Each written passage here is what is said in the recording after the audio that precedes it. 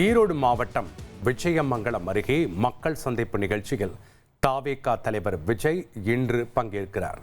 இதற்காக செய்யப்பட்டுள்ள ஏற்பாடுகள் தொடர்பான விவரங்களை செய்தியாளர் மணிகண்டன் கூற நாம் கேட்கலாம். வணக்கம் மணிகண்டன். 11 மணி அளவில் தாவேகா தலைவர் விஜய் அந்த மக்கள் சந்திப்பு நிகழ்ச்சி இடத்துக்கு வர இருக்கிறாரு. இப்போ இருந்தே தொண்டர்கள் மற்றும் அவருடைய கட்சியை சார்ந்த நிர்வாகிகள்லாம் வர தொடங்கி இருக்காங்க. என்னென்ன சிறப்பு ஏற்பாடுகள்லாம் செய்யப்பட்டிருக்கு? ஏன்னா கரூர் சம்பவத்திற்கு பிறகு பல்வேறு சிறப்பு ஏற்பாடுகள்லாம் செய்யப்பட்டிருக்கு. அனைத்து பணிகளும் நிறைவு பெற்றிருக்கிறதா?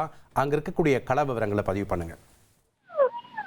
நிச்சயமாக கரூர் சம்பவத்திற்கு பிறகாக ஒரு திறந்த வெளியில தமிழ்நாட்டுல மக்கள் சந்திப்பு பிரச்சாரத்தை தமிழக வெற்றி கழக தலைவர் விஜய் மேற்கொள்ள இருக்கிறார். நீங்கள் குறிப்பிட்டவாறு இந்த கரூர் சம்பவத்துல ஏற்பட்ட அந்த கூட்ட நெரிசலுக்கு பிறகாக பல படிப்பினைகளை தமிழக வெற்றி கழகம் பெற்றிருக்கிறது. அதன் காரணமாக தொண்டர் அணி உருவாக்கப்பட்டது. அதற்கு பிறகாக கிரவுட் மேனேஜ்மெண்ட்ல முக்கியத்துவம் கொடுக்கப்பட்டிருக்கிறது. அதற்கு பிறகாக நடந்த காஞ்சிபுரமாக இருக்கட்டும், அதே போல பாண்டிச்சேரி மக்கள் சந்திப்பாக இருக்கட்டும், QR கோடு கொண்ட பாஸ் கொடுக்கப்பட்டிருந்தது. ஒரு குறுகிய அளவிலான இடத்துல நடத்தப்பட்ட கூட்டங்களாக இருந்தது. ஒரு 5000 இருந்து 6000 நபர்கள் அதிகபட்சமாக கலந்து கொள்ள கூட்டமாக அது இருந்ததை பார்க்க முடிந்தது. ஆனால் இந்த கூட்டத்தை பொறுத்தவரையில ஒரு 16 ஏக்கர் அளவுல பெரிய இடத்துல ஒரு பெரிய அளவிலான பொதுக்கூட்டம், மக்கள் சந்திப்பு போன்ற நிகழ்வுகளை நடத்த திட்டமிட்டிருக்கின்றனர்.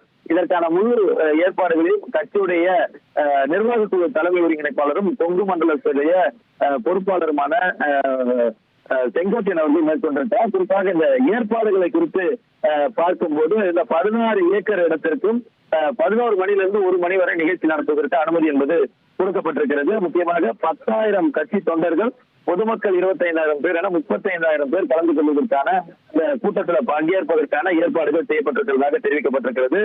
வழக்கம் போலவே விஜய் அவருடைய பிரச்சார வாகனத்துல நின்று மக்கள் சந்திப்பு பிரச்சாரத்துல மக்களை சந்தித்து அவருடைய கருத்துக்களை பரப்புரைய மேற்கொள்ள இருக்கிறார். இந்த மைதானத்தை பொறுத்தவரையில பல பகுதிகளாக பிரிக்கப்பட்டு ஒவ்வொரு பகுதியிலுமே சுமார் 500 பேர் நிற்க ஏற்பாடு செய்யப்பட்டிருக்கிறது. மைதானம் முழுவதுமே 40 CCTV கேமராக்கள் கம்பங்களின் மூலமாக உயர் இடத்துல இருந்து கண்காணிக்கும் வகையில பொருத்தப்பட்டிருப்பதை பார்க்க முடிகிறது.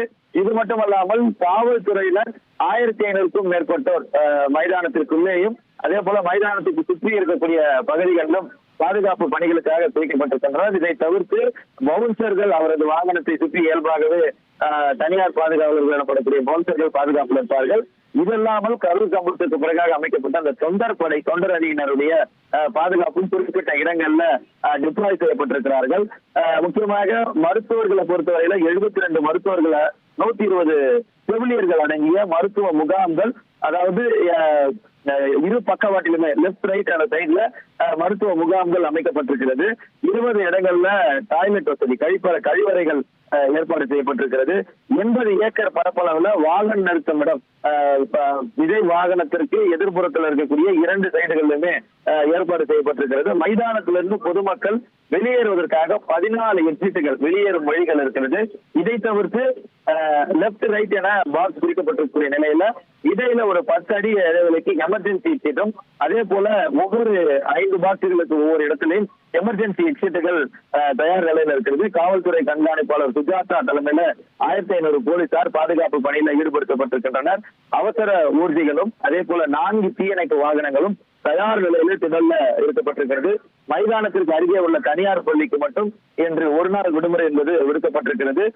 பெரிய திடல் என்பதன் காரணமாக லெப்ட் ரைட் என 2 பக்கவாட்டிலும் 3 LED திரைகள் அவரை பேசுவதை பார்ப்பதற்காக வரக்கூடிய தொண்டர்கள் மற்றும் பொதுமக்கள் பார்ப்பதற்கான ஏற்பாடுகள் முழு வீச்சில முடிவடைந்திருக்கிறது. சரியாக 9 மணிக்கு சென்னை விமான நிலையத்திலிருந்து தனி விமானம் மூலமாக புறப்பட்டு 9:30 9:40 மணி அளவுல கோயம்புத்தூர் வந்திருக்கிறார். கோயம்புத்தூர்ல இருந்து புறப்பட்டு 11 மணி அளவுல மாநாட்டு திடல தமிழக வெற்றி கழக தலைவர் விஜய் வந்தடைவார் என எதிர்பார்க்கப்படுகிறது. 1 மணிக்குள்ளாக, அதாவது 12 மணியிலிருந்து 12:30 மணிக்குள்ளாக ஒட்டுமொத்த நிகழ்வையும் முடிக்க கட்சியினர் சார்பில் திட்டமிடப்பட்டிருக்கிறது. திரும்பி செல்லும் போதும் அவர்கள் பாதுகாப்பான முறையில செல்வதற்கான ஏற்பாடுகளும் தயார் நிலையில இருக்கிறது. இவ்வாறாக பல்வேறு ஏற்பாடுகளுடன் ஒரு கிரவுட் மேனேஜ்மெண்ட்ல முக்கியமாக கவனம் செலுத்தி, குறிப்பாக அந்த கரூர் சம்பவத்துக்கு பிறகாக கிரவுட் மேனேஜ்மெண்ட்ல கவனம் செலுத்தி ஒவ்வொரு நிகழ்வையும் பார்த்து செய்திருக்கின்றனர் தமிழக வெற்றி கழக நிர்வாகிகள். நன்றி மணிகண்டன், உங்களுடைய தகவல்களுக்கு. உங்கள் தந்திவன் தொலைக்காட்சியில் தெனாலிராமன் தினமும் மாலை 6 மணிக்கு காணத் தவறாதீர்கள்.